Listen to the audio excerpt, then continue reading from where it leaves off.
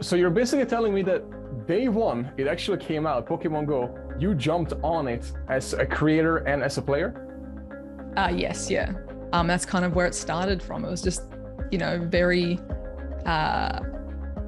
almost kind of like impromptu. It was just like, I like this. I might do this thing. And then now it's somehow evolved into this is my full-time career, which is pretty cool.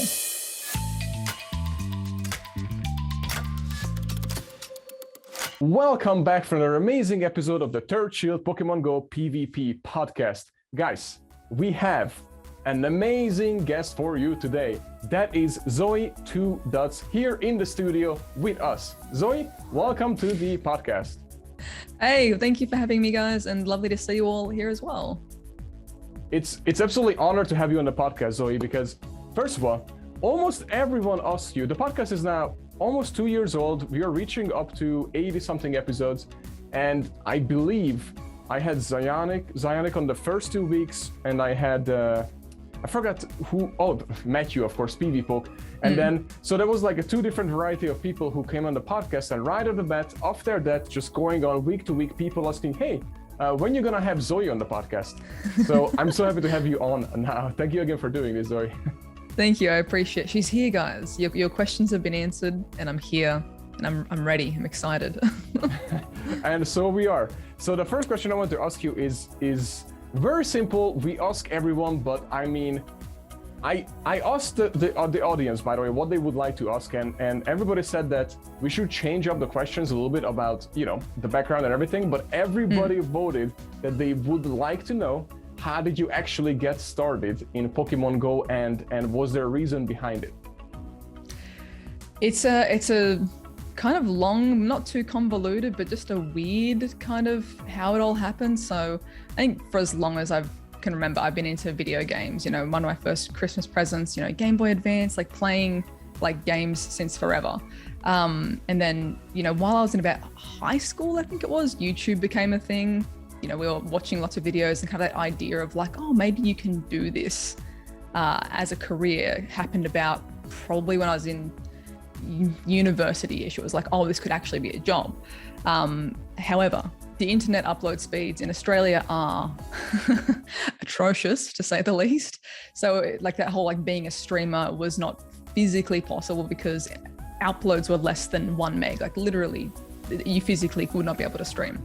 So I kind of like went about with life, finished my degree in graphic design, was working in a graphic studio here in Newcastle in Australia, and Pokemon Go came out. And I had done a couple of videos. I had made a YouTube channel at that point for doing like some travel stuff, travel in Japan, and just kind of like filming the Pokemon Center or just cutesy little travel videos. So I was like, cool, I've got a YouTube channel. Pokemon Go is out. All I need is a phone. I don't need a capture card and a console to stream off, or a computer, or desktop or things like that. I've got a camera and hopefully enough skill with a graphics degree and a phone. And the uploads will take 3 hours to upload a 10-minute video, but it's an upload and not a live stream. And I was like, well, I might as well just, the game's coming out. I'd seen people like Trainer Tips, like Nick had been doing videos preparing for it. And I was like, that's a good idea. I should start making some videos and, prepare. And then the game dropped early, especially in Australia. We got a day early in Australia. So I was just like on my lunch break, ran out with my camera and just started filming. That's awesome. I did not know that actually. So that's pretty cool to know. And guys, I mean, that's dedication right there. And the same day, basically it came out, right? It was bizarre because I had that Sunday on that week, my partner had gone out to film and film like a hi, I'm Zoe intro kind of video. I'm gonna be playing Pokemon Go, and I had edited that. And then midweek at work, the game dropped, and I'm like, I haven't even been able to put up the first here's what I'm gonna do kind of video thing. So it was it was chaotic, but I was kind of like, well, it's time to start, I guess. This year, I'm going to undertake my very own Pokemon adventure, and I want you to join me. Let's take a journey around the world with Pokemon Go. I'll be starting my journey here in Newcastle, Australia, but over time, we'll explore all around Australia and eventually internationally. So join me in our adventure to catch them all.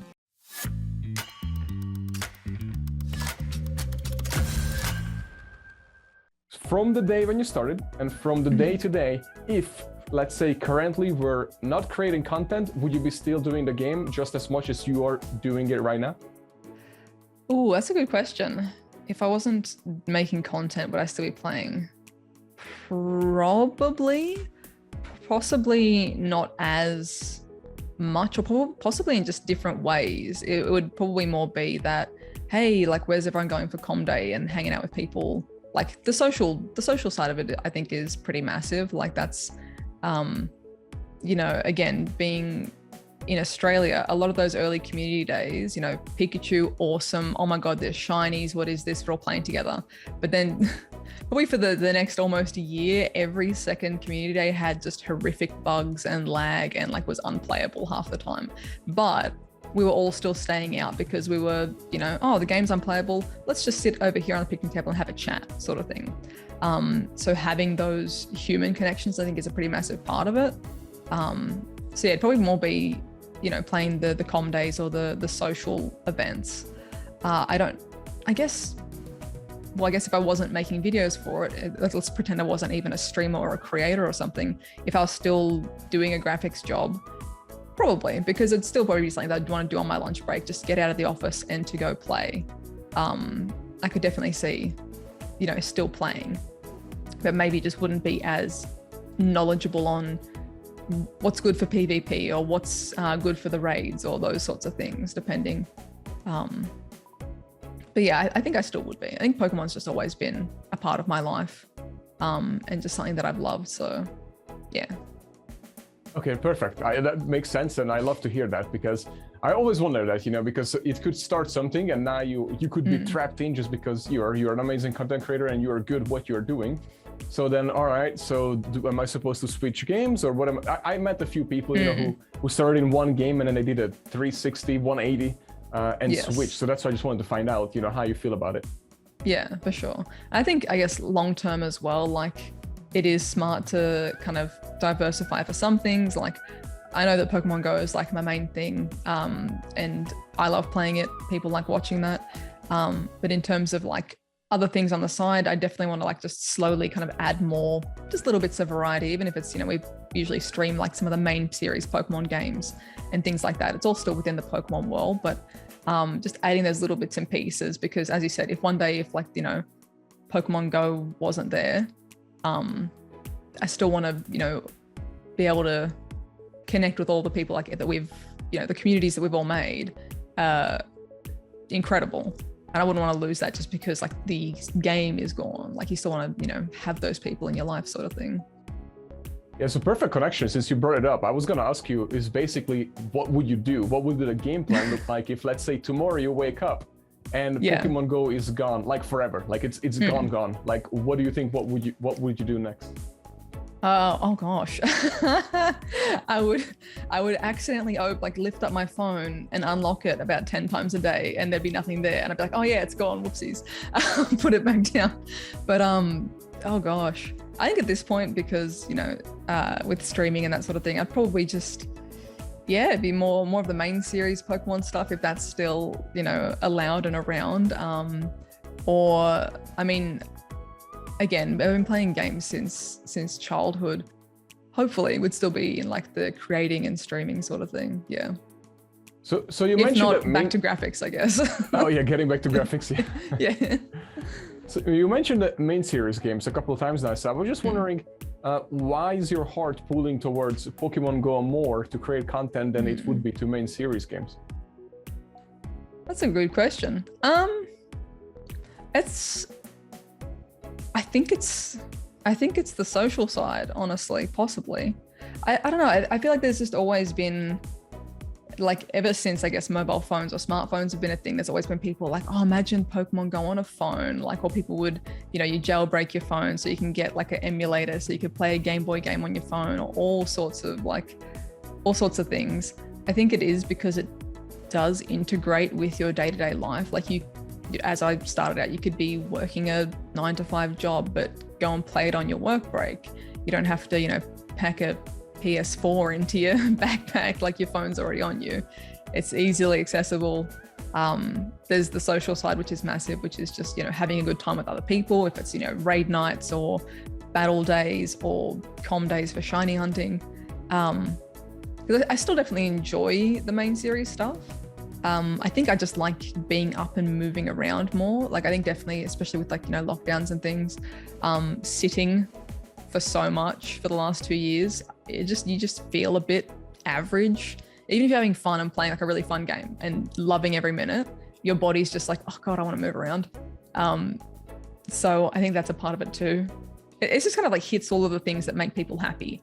Like activity and exercise is going to, you know, make you feel good, and endorphins, social, get the, you know, the social endorphins. People don't do well when they're not in some way connected to other people. Plus it's a fun game and you can just kind of play it for an hour if you want, or play it for 30 minutes or 10 minutes. So it kind of ticks all those boxes of like, yeah, feeling good. So I still love the main series stuff. I think there's just that appeal of, yeah, those three things, I think, yeah.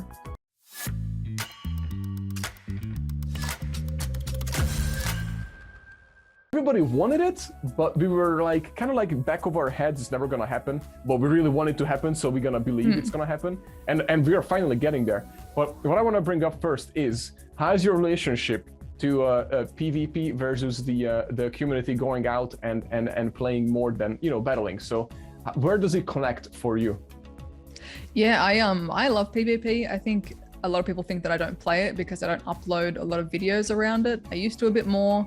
But it's just one of those things where, especially early days PvP, the videos didn't get a lot of, you know, I guess, views comparatively. It was kind of like, okay, there is some people watching it or getting something out of this, but I knew that there were people that were more proficient in PvP, and I was kind of like, I'd rather direct people to, you know, go watch this person who's really good at PvP and can explain it really well, as opposed to me, who I'm just like, I very much, I very much don't like using a meta Pokemon if it's not a Pokemon that I like, which obviously can hinder your progress in PvP potentially. Like, you know, when Medicham was just #1, I'm like, I don't want to use Medicham. It's not fun to me. Like, I want to just use, you know, whatever insert Pokemon that I like. So I'd usually go through the rank, like the PvP rankings, find a few that I like, mix up the combinations and things. But yeah, I still play. I think I've maybe I've played every season. I've had a couple seasons where I'm just super lazy and don't do much beyond, you know, casual sets. I've had some where I've made it to, I think the highest I've gotten is like Ace. Is that the bottom one? Is that the Ace rank? Yeah. Yep. Yeah, that's it. Yeah, I've made it to Ace. Woo. Yep. But like, I'm not super, I don't try and push for like, you know, #1 spot or something. But in terms of like worlds and that, I think that's excellent that it is, you know, getting that recognition. I hope it all works smoothly and that there's no, you know, go battle lag and things like that. But I definitely want to attend. I think there's qualifiers and stuff in mid-year in Australia. I think there's one in May in Perth, and then it's June or July in Melbourne. So the first one I don't think I'll be able to make it to, because like my friend's wedding is that weekend. But the one in Melbourne, I really want to go down, and like, even though I probably won't participate physically in the battles, I want to just go and like, you know, cheer on. Like, we've got Newcastle guys going down for it to, you know, to qualify, the Melbourne squad, Sydney players. Like, there's a lot of really amazing PvP people in our community. I've been joking, like, we should get shirts made up and like, you know, have Team Newcastle, like whatever on it. But like, yeah, just go and support. And yeah, hopefully, you know, it'd be cool to see how far it can go. I think 4 worlds, like in London, I intend, like, assuming nothing falls off the rails this year, like if 2022 can hold it together, I would like to be there for worlds as well in London. So yeah, I'm excited to see it. Like, it is great that it's happening, I think.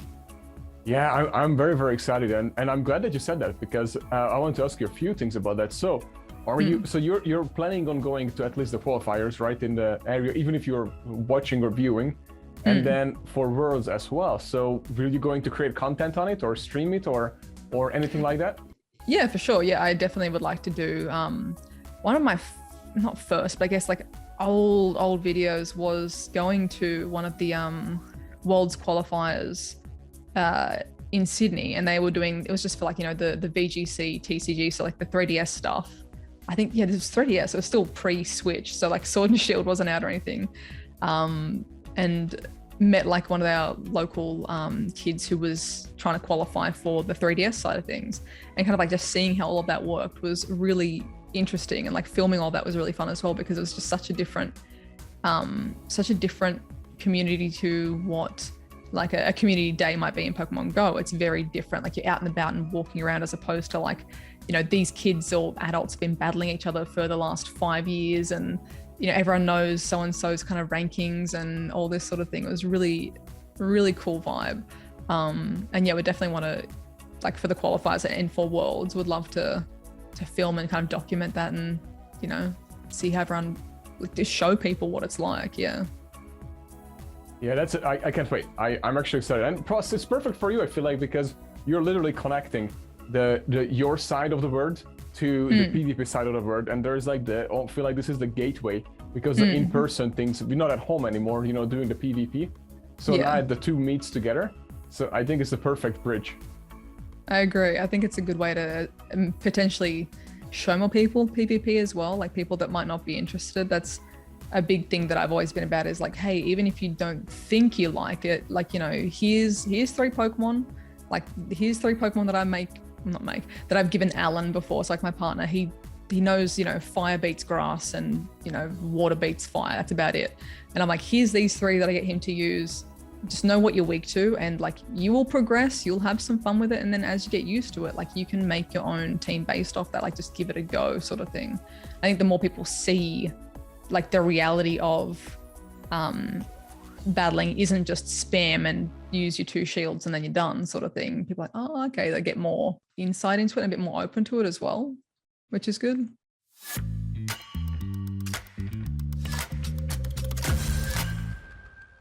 I watched some of your videos, both on everybody's channel, from Pokemon Master Holly to you, to Nick, and then when you guys are interacting together and having fun together, it's pretty amazing, because you individually already entertaining, and you know, when you guys are all together, it's just a whole different world. It's pretty cool. It's pretty cool to see. How did it actually happen, as far as like, how did you think you got into this friendship of core? Like, did it just naturally happen because you guys created content and met, or was it like a backstory there for you? It's like, it's bizarre, and it's really quite crazy, because it's just like everyone that we've all met IRL just like gets along very well sort of thing. It's not like, I'm sure a lot of content creators in other spaces might be like, they have their 2 people that they like, but then, oh, we don't associate with so-and-so or this other, you know, like everyone's pretty chill, which is great. I think the first time we all physically, when I say all, like I guess the first chunk, and then we've all expanded over time, but would have been Chicago Go Fest 2018, I think. Holy dooly, guys, just got here and signed in immediately. The park is insane. There are so many amazing humans here ready to get going.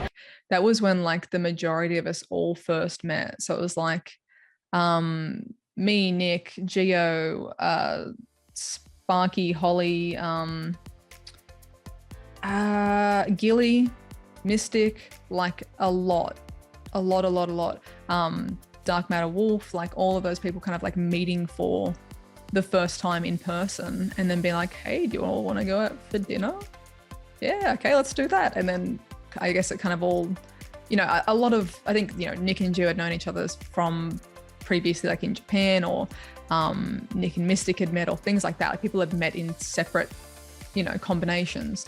But all of us, plus there's so many people I haven't mentioned, like there's heaps of people, like, you know, 20 of us are like, let's go out for dinner. Kind of just went from there. And then, you know, as the future events rolled around, so things like Go Fest or safaris or whatever, it was very much like, hey, do you all want to, like, who wants to organize, like, let's share an Airbnb or whatever, and like save costs. We can all hang out, we can film together, vlog together, all that sort of thing. I think it just happened very naturally.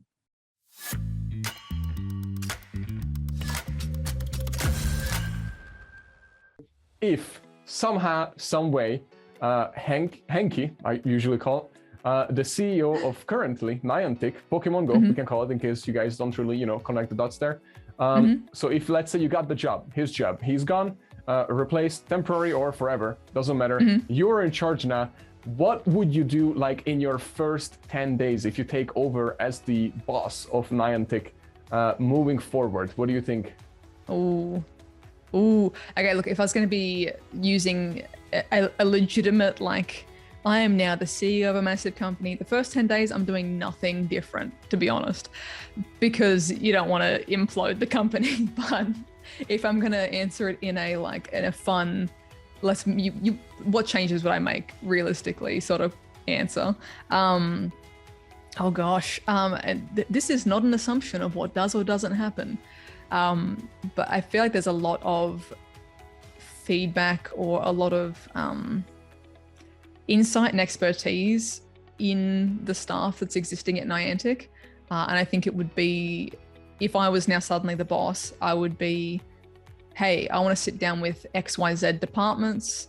What have you suggested that hasn't been done that would make this game better for the community? Let's do that sort of thing. And kind of just listen to the teams that exist there sort of thing. Because I'm sure there's, like, with the feedback that creators give or that community leaders give and things like that, there's plenty of improvement that can be made in so many different areas. And I'm sure a lot of those things are already known or maybe also agreed upon potentially by Niantic staff that are existing there. I would just want to hear what they have to say and then do that sort of thing. Be like, okay, you think this is the best way to, encourage exploration. Let's try it out. Let's do these things. Like, as opposed to maybe, putting my own personal strict views into things. Like, oh, I think it should be a XYZ kind of game. It may not be that anymore. From what it started in 2016 as a augmented reality social game, etc., it may have evolved to something entirely new. So I would want to, take what my staff has to say and go with that sort of thing. At least it's slowly. Obviously, don't want to again explode the game, but like, and if there's something I could just immediately be like, ta-da, change. I think obviously like the incense thing is a bit of a thing, or if not, just turning the incense back to the better stationary rate. If not that, having a genuine response and investigation into making the game more accessible for people who need accessibility in the game, and providing like meaningful tools in the game for them to be able to have fun with everyone as well. That sort of thing. Yeah, that was a pretty good answer. You thought about it. That's good, because lots of people would think about it as like a kid in a candy store, because now I'm at charge, so I'm gonna do this, I'm gonna do that and do that. But you actually thought about it, because going in and throwing into the middle of the building, not gonna do anything good. Yeah. Absolutely, yeah.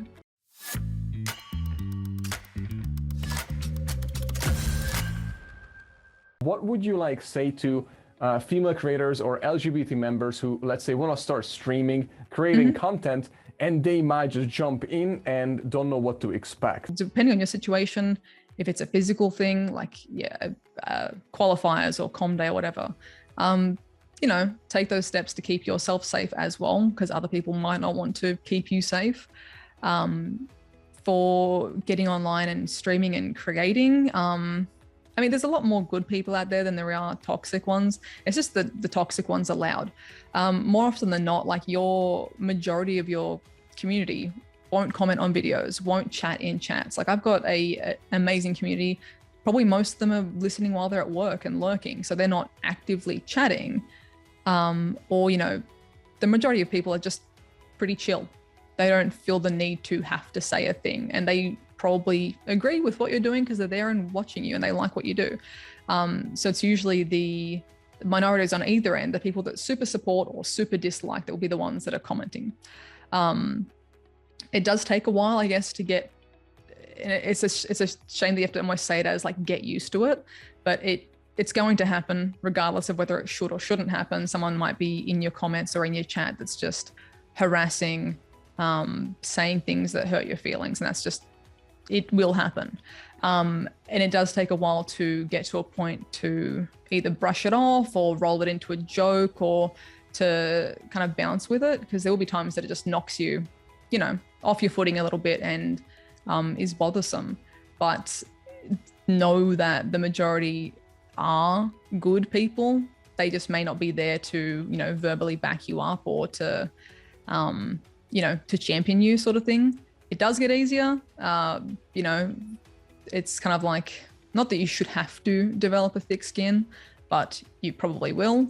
And you get better at just kind of like, you know, have a list of banned words or flagged words preemptively. Don't wait for it to happen to be like, oh, I should ban that word. Like, just go and make a whole list of banned words on your stream or on your videos. Have some mods that you trust who you know will be online and, you know, that know what you want. If you want swearing in your community, that's cool. Like, let them know that swearing's cool, but maybe let them know, hey, these sorts of, you know, targeted jokes aren't okay, or sexism is not okay. Like, we're not cool with that. You know, those sorts of things, and know that they've got your back to mod for you as well. It's not like, I don't know if it's just the way that I deal with it.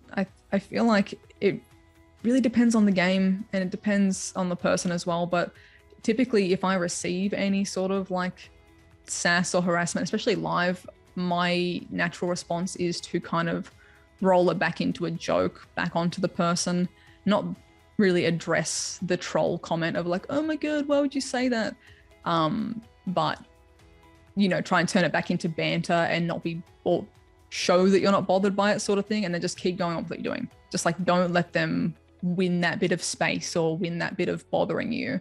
Because at the end of the day, like, at the end of the day, the way that I try to look at it as well is that, like, if I let that person's comment bother me, it means that I respect their opinion, and I don't. If someone's going to be like, oh, XYZ, horrible, slur, misogyny, whatever, and I'm like, if I'm letting that bother me, then it's like I'm giving what they're saying power or respect, or like I'm giving it something. So it's like, if I just go, huh, you said that was dumb, I don't respect you and I'm not letting that bother me, and you kind of like forcibly just shut it off and put it in the corner, that kind of, for me at least, that helps to kind of separate a bit, being like, wow, this person's like sad. Yeah, that's disappointing. Oh well, I'm gonna keep going with my day, sort of thing. But don't let it stop you. Don't let it stop. Again, the majority are just amazing, wonderful people. They might not be saying it as much as the person who spam trolls. So, you know, just ban people, ban them. Don't let them waste your time. Ban them out. Don't worry with the whole timeout, 3 strikes and you're out sort of thing. If someone comes in being heinous, just ban them. If it's a mistake, they'll, you know, apologize for it through DMs or something. If it's genuine, it's probably not. It's probably just a troll. So just don't let it take up your time. You got time to be spent doing better things. So yeah.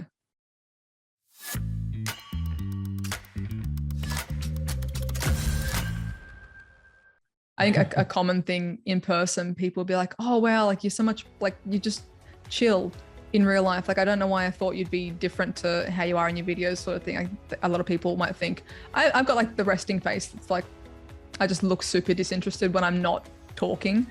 So they're like, oh, I was a bit scared to come and say, and I'm like, no, like, you're good. How we doing? Like, I'm same vibe, still chill. They're like, oh, good, okay, cool. Like, but it is that funny, like, getting over that first hurdle of like, oh, we chill? We're chill. Yeah, it's good. It's funny you say that. I'm just gonna be super quick with this because I think it's fitting to this story, but I have a character, it's called Shadow Z, who is basically a very mean person on stream, and I just play the character and I curse a lot and all that kind of stuff. Not on YouTube. On YouTube I clean it up because I know the viewers and I know lots of parents and kids who are watching the videos, but not on stream.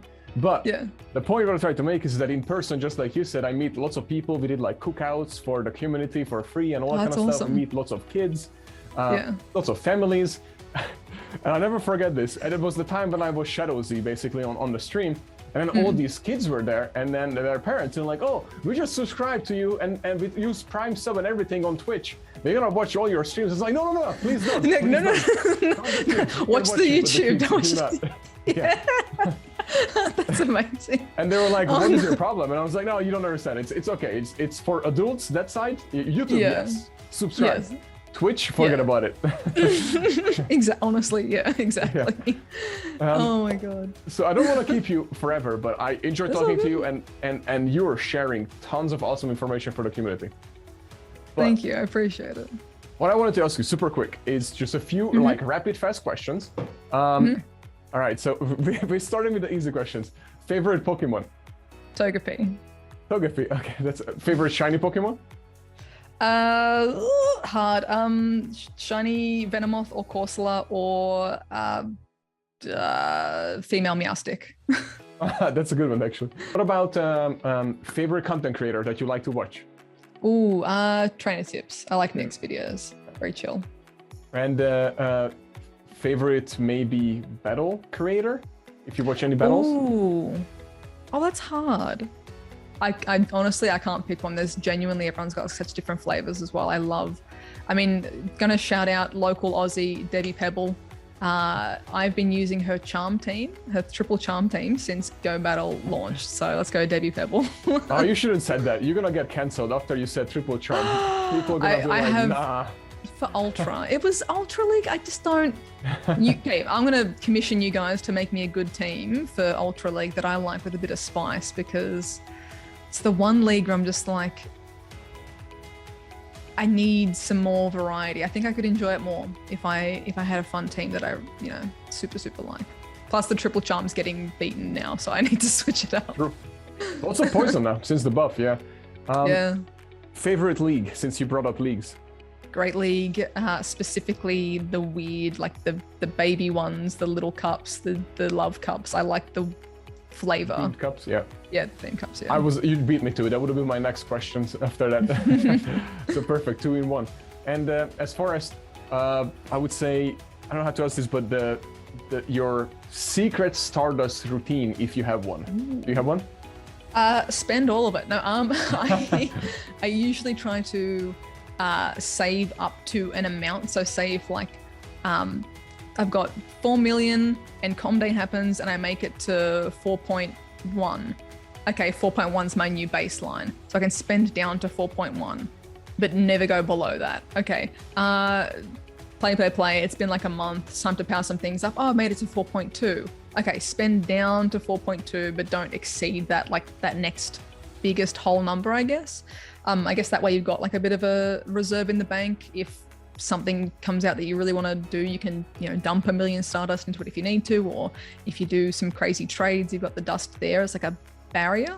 But I try to save up in increments and then spend down to that barrier. So it's still using it, but you're still saving some as well. Oh yeah, that's a perfect advice, because it's like money. If you can spend it all, you can keep it, you can save it, but it's perfect. That's perfect the way you said it, yeah. What about your favorite? It doesn't have to be in Pokemon Go, but I wish it was in Pokemon Go available, but favorite Pokeballs, favorite design or colors? Oh gosh, everything that's not in Pokemon Go yet. There's so many good ones. I love the dive ball. Like it's the blue, looks like a water splash on it. I love it. The dream ball is fun as well. Love ball's kind of cute. Yeah, I think the dive ball. I just want baby blue. I want to catch my Pokemon in baby blue. What about favorite typing? That's honestly impossible. I don't know. It's too hard. I know which ones aren't my favorite.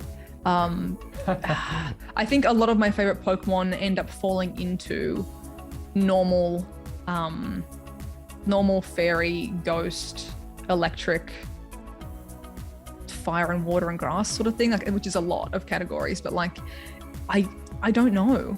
I think if I was a trainer, I almost feel like I would probably be like a water type trainer, because I've spent so much time in and around the ocean, but not all of my favorite Pokemon are even water types. So it's like a normal, I don't know. It's hard.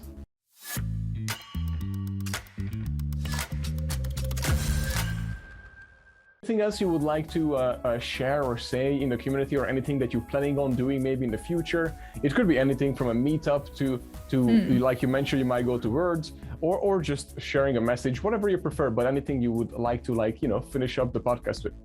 Yeah, for sure. I guess first of all, thank you all for having me. Appreciate it. What do you call your good eggs? What's your community? What do you call your guys? As in like, well, that's a great question because I mean, we call it, I honestly don't really have like a name like that. What do you call it? The floor is open, guys. They're all good eggs. Yeah, they're all just like, it's a very common saying in Australia, like, oh, you know, Daniel's a good egg. Like you're just a good person, just like doing nice things. So my community, I usually just call them my good eggs.